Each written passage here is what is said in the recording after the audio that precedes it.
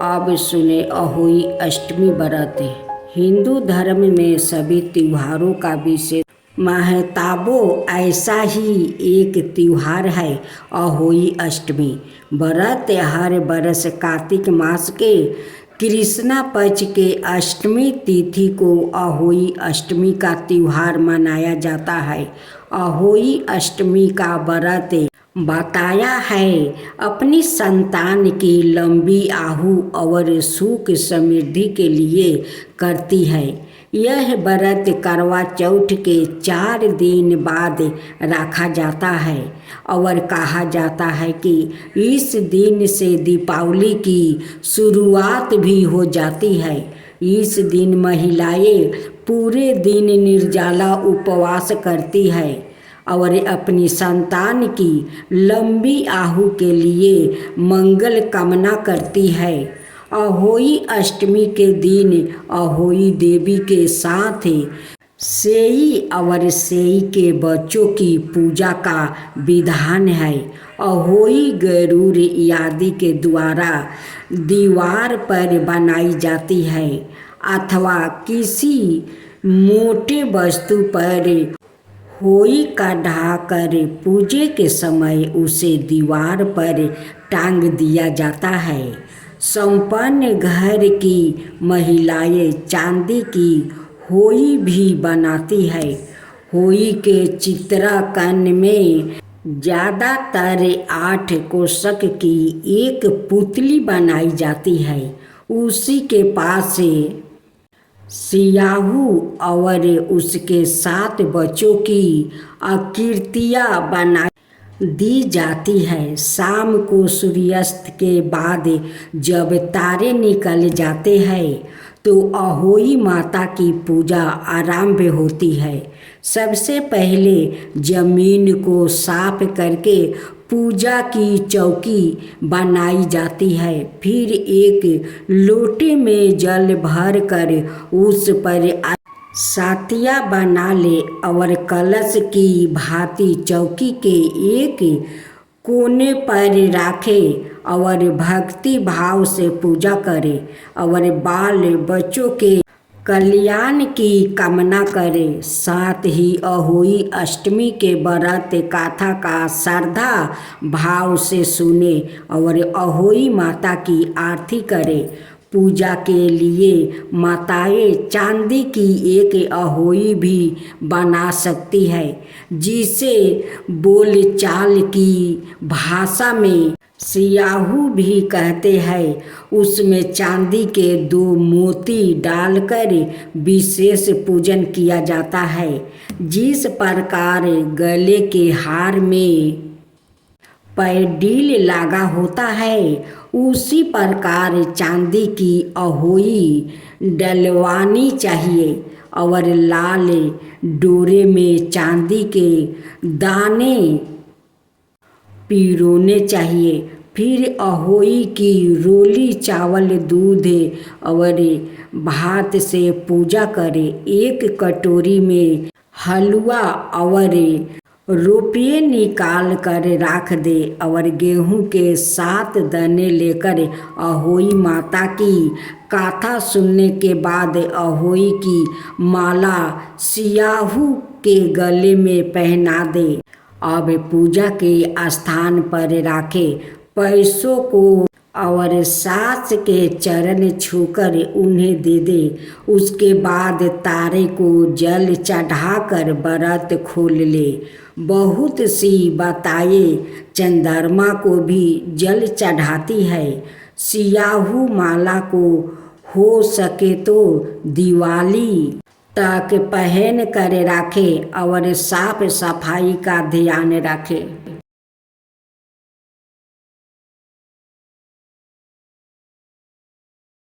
आप सुने अहोई अष्टमी व्रत कथा।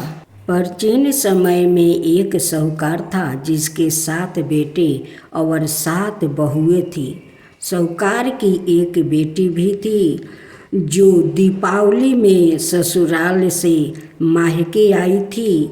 दीपावली पर घर को लिपने के लिए 7 बहुएं मिट्टी लाने जंगल में गई तो ननद भी उनके साथ गई। साहूकार की बेटी जहाँ मिट्टी काट रही थी उस स्थान पर सियाहू अपने बेटे के साथ रहती थी। मिट्टी काटते हुए गलती से साहूकार की बेटी की खुरपी की चोट से सियाहू का एक बच्चा मर गया। सियाहू इस पर क्रोधित होकर बोली, मैं तुम्हारी कोख बांधूंगी। सियाहू के वचन सुनकर साहूकार की बेटी अपनी सातों भाभियों से एक एक करके मिनती करती है कि वो उसके बदले अपनी कोख बंधवा ले। सबसे छोटी भाभी ननद के कोख बंधवाने के लिए तैयार हो जाती है। इसके बाद छोटी भाभी के जो भी बच्चों होते हैं वो 7 दिन बाद मर जाते हैं। 7 पुत्रा की इस प्रकार मृत्यु होने के बाद उसने पंडित को बुलवा कर इसका कारण पूछा। पंडित ने सोराही गाय की सेवा करने की सलाह दी। सोराही सेवा से प्रसन्न होती है और उसे सियाहू के पास ले जाती है। रास्ते थक जाने पर दोनों आराम करने लगते हैं। अचानक साहूकार की बेटी बहू की नज़र एक और जाती है। वहाँ देखती है कि एक सांप गरुड़ पंखिनी के बच्चों को डांसने जा रहा है और वहाँ सांप को मार देती है। इतने में गरुड़ पंखिनी वहाँ आ जाती है और खून बिखरा हुआ देखकर उसे लगता है कि छोटी बहू ने उसके बच्चों को मार दिया है। इस पर वो छोटी बहू को चोंच मारना शुरू कर देती है। छोटी बहू इस पर कहती है कि उसने तो उसके बच्चे की जान बचाई है। गरुड़ पंखिनी इस पर खुश होती है और सोराही सहित उन्हें सियाहू के पास पहुंचा देती है। वहाँ सियाहू छोटी बहू की सेवा से प्रसन्न होकर उसे 7 पुत्र और 7 बहू होने का आशीर्वाद देती है। सियाहू के आशीर्वाद से छोटी बहू का घर पुत्र और पुत्रा बधुओं से हरा भरा हो जाता है। अब सुने विनायक जी की कथा। एक बार गणेश जी छोटे बालक के रूप में चिमटी में चावल और चमचे में दूध लेकर निकले। वो हर किसी से कह रहे थे कि कोई मेरी खीर बना दो, कोई मेरी खीर बना दो। वहाँ पर एक बुढ़िया माई बैठी थी। उसने कहा, लाओ मैं बना देती हूँ।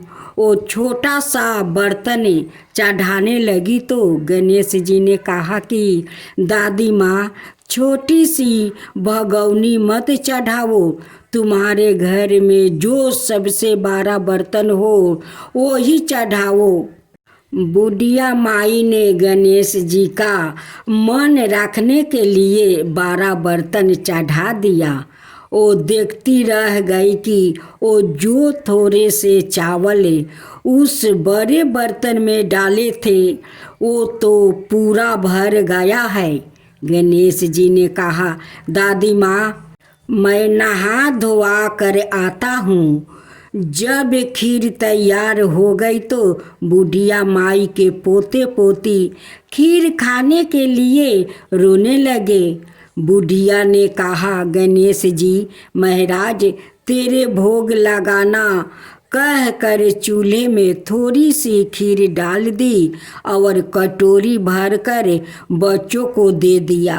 बुढ़िया की पड़ोसिन ऊपर छत पर से देख रही थी तो बुढ़िया ने सोचा यह चुंगली कर देगी, इसलिए एक कटोरा भर कर उसे भी पकड़ा दिया। बेटे की बहू ने भी चुपके से एक कटोरी खीर ले जाकर खाई और कटोरा चौकी के नीचे छिपा दिया। अभी भी गणेश जी नहा कर नहीं आए थे और बुढ़िया को भी भूख लग रही थी, तो वो भी एक कटोरी में खीर निकाल कर केवाड़ के पीछे बैठकर एक बार फिर कहा कि गणेश जी महाराज आपके भोग लगे। यह कहकर खाना शुरू कर दिया। तभी गणेश जी आ गए। बुढ़िया माई ने कहा, आ जा रे गणेश, खीर खा ले, मैं तो तेरा ही इंतजार कर रही थी। तब गणेश जी ने कहा, दादी माँ, मैंने तो खीर पहले ही खा ली है। बुढ़िया ने कहा, कब खाया?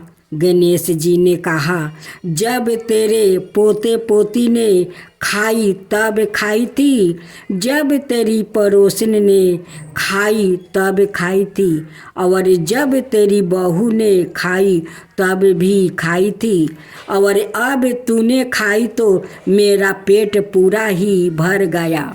बुढ़िया ने कहा, बेटा तेरी सारी बात सच है, लेकिन बहू बेचारी तो सुबह से काम में लगी रही है, तो फिर उसने खीर कब खाई?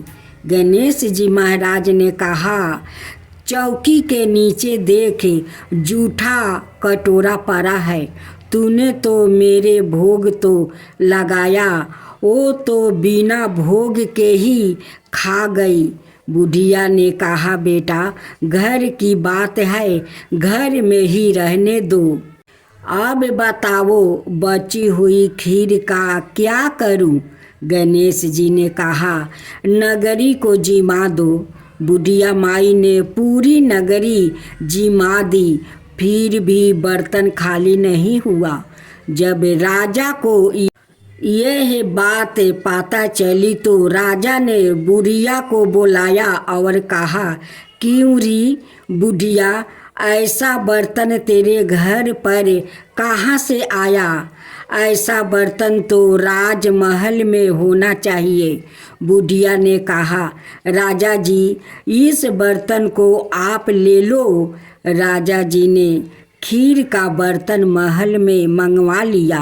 लाते ही खीर में कीड़े मकोड़े बिच्छू कंचूले हो गया और दुर्गंध आने लगी। यह देखकर राजा ने बुढ़िया से कहा, बुढ़िया बर्तन वापस ले जा, जा तुझे हमने दिया। बुढ़िया ने कहा, राजा जी आप देते तो पहले ही कभी दे देते, यह बर्तन तो मुझे मेरे गणेश जी ने दिया है।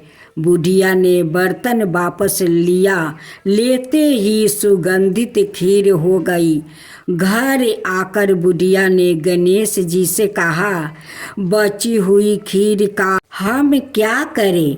गणेश जी ने कहा, बची हुई खीर को झोपड़ी के कोने में खारा खोद कर गाड़ दो। उसी जगह सुबह उठकर वापस खोदेगी तो धन के 2-4 मिलेगा।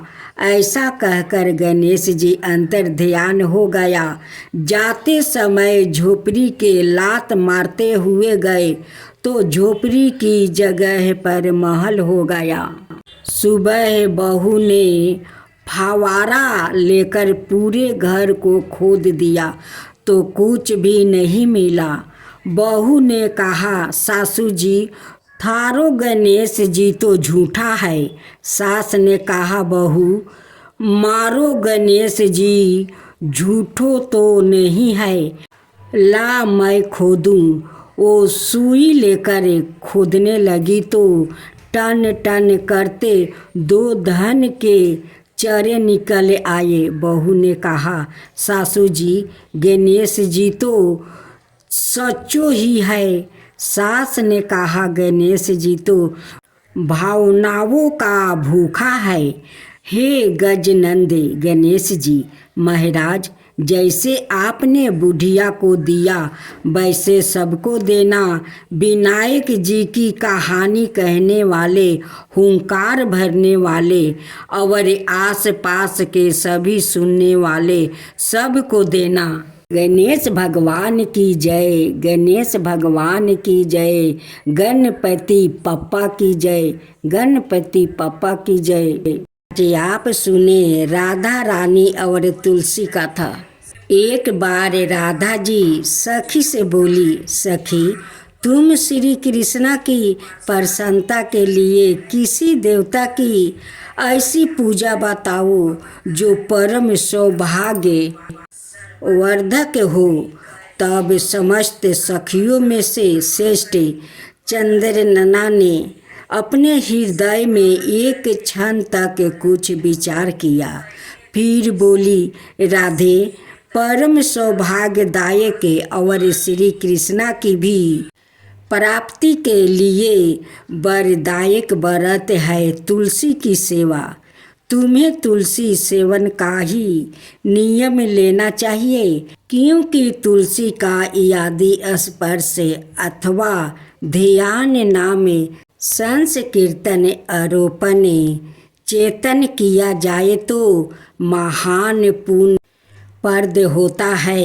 राधे जो प्रतिदिन तुलसी की भक्ति करते हैं वो कोटि सहस्त्र योग तक अपने उस कीर्तय का उत्तम फल भोगते हैं। मनुष्यों की लगाई हुई तुलसी जब तक शाखा पर शाखा बीज पुष्पा और सुंदर फूलों के साथ पृथ्वी पर बढ़ती रहती है, तब तक उनके वंश में जो जो जन्म लेता है वो सभी हो हजारों कल्पों तक श्री हरि के धाम में निवास करते हैं। जो तुलसी मंजीरी सिर पर राख कर परन त्याग करता है वो सैकड़ों पापों से युक्त क्यों ना हो, यमराज उन्हीं और देख भी नहीं सकते। इस प्रकार चंद्रनना की कही बात सुनकर राजेश्वरी श्री राधा ने साक्षात श्री हरि को संतोष करने वाले तुलसी सेवन का व्रत आरंभ किया। केतकी वन में 100 हाथ गोला कर भूमि पर बहुत ऊंचा और अत्यंत मनोहर श्री तुलसी का मंदिर बनवाया, जिसकी दीवार सोने से जड़ी थी और किनारे किनारे पद्मराग मणि लगी थी। वो सुंदर सुंदर पने हीरे और मोतियों के परकोटे से अत्यंत सुशोभित था।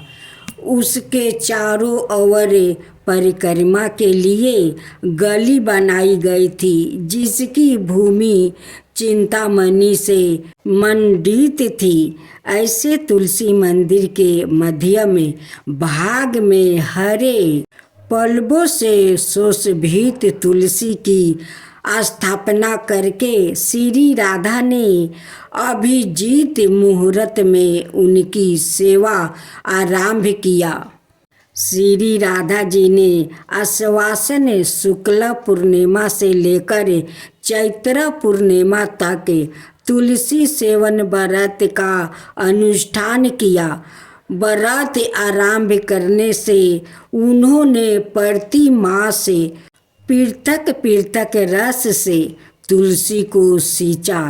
कार्तिक में दूध से, मार्गशीर्ष में ईख से रस से, पूष में दरछा रस से, माघ में 12 मासी आम के रस से, फागुन मास में अनेक वस्तुओं से मिश्रित मिश्री के रस से और चैत्र मास में पंचमृत से उनका सेचन किया।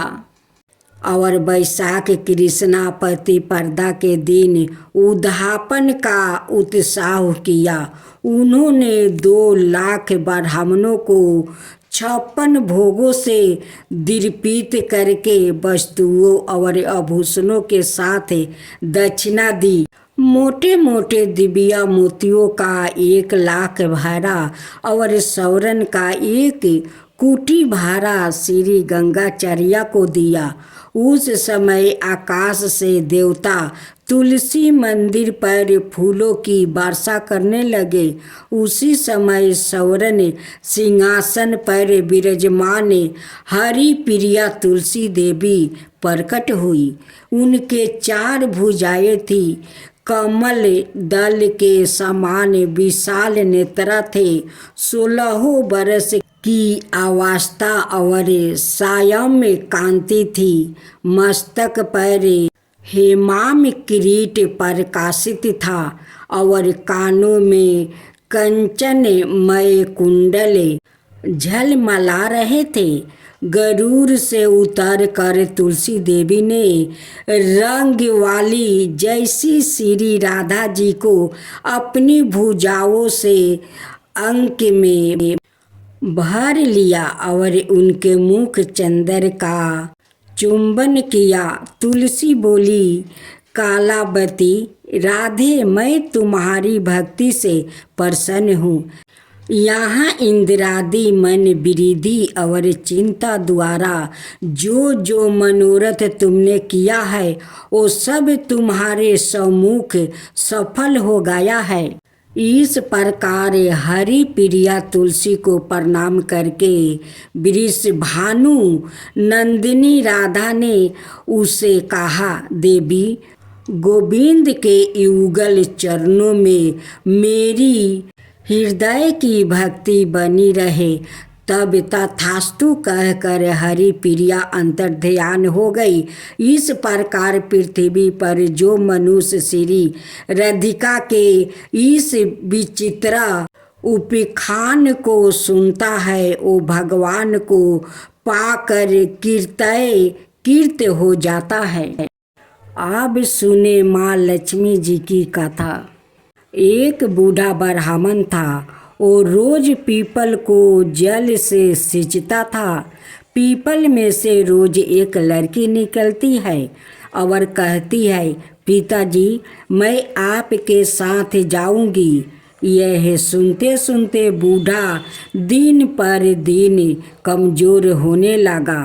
तो बुढ़िया ने पूछा कि क्या बात है। बूढ़ा बोला कि पीपल से एक लड़की निकलती है और कहती है कि वो भी मेरे साथ चलेगी। बुढ़िया बोली कि कल ले आना उस लड़की को, जहाँ 6 लड़कियाँ पहले से ही हमारे घर में है, वहाँ 7वीं लड़की और सही। अगले दिन बूढ़ा उस लड़की को घर ले आया। घर लाने के बाद बूढ़ा आटा मांगने गया तो उसे पहले दिनों की अपेक्षा आज ज़्यादा आटा मिला। जब बुढ़िया वो आटा सानने लगी तो लड़की ने कहा कि लाओ, मैं सान देती हूँ। जब वो आटा सानने बैठी तो परात भर गया। उसके बाद माँ खाना बनाने जाने लगी तो लड़की बोली कि आज रसोई में मैं जाऊंगी। तो बुढ़िया बोली कि ना, तेरे हाथ जल जाएंगे। लेकिन लड़की नहीं मानी और वो रसोई में खाना बनाने गई तो उसने तरह तरह के 36 व्यंजन बना डाली और आज भी भर पेट खाना खाया। इससे पहले वो आधा पेट खाकर भूखे ही रहते थे। रात हुई तो बुढ़िया का भाई आया और कहने लगा कि दीदी, मैं तो खाना खाऊंगा। बुढ़िया परेशान हो गई कि अब खाना कहाँ से लाऊंगी। लड़की ने पूछा कि माँ, क्या बात है। उसने कहा कि तेरा मामा आया है और रोटी खाएगा, लेकिन रोटी तो सबने खा ली है, अब उसके लिए कहाँ से लाऊंगी। लड़की बोली कि मैं बना दूंगी, और वो रसोई में गई और मामा के लिए 36 व्यंजन बना दिया। मामा ने भर पेट खाया और कहा भी कि ऐसा खाना इससे पहले उसने कभी नहीं खाया है। बुढ़िया ने कहा कि भाई तेरी पवानी भाजी है, उसी ने बनाया है। शाम हुई तो लड़की बोली कि माँ चौका लगा के चौके का दिया जला देना, कोठे में मैं जाऊंगी। बुढ़िया बोली कि ना बेटी, तू डर जाएगी। लेकिन वो बोली कि ना, मैं ना डरूंगी, मैं अंदर कोठे में ही सोऊंगी। चाहे कोठे में ही जाकर सो गई। आधी रात को लड़की उठी और चारों ओर आँख फाड़ी तो धन ही धन हो गया। वो बाहर जाने लगी तो एक बूढ़ा ब्राह्मण सो रहा था। उसने देखा तो कहा कि बेटी तू कहाँ चली।